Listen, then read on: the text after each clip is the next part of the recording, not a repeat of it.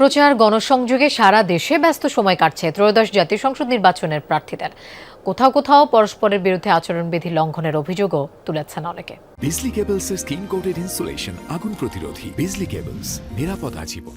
আপনাদের যে বিশ্বাস, আপনাদের যে আস্থা আমার উপরে ছিল, তার খেয়ানত আমি কখনো করিনি।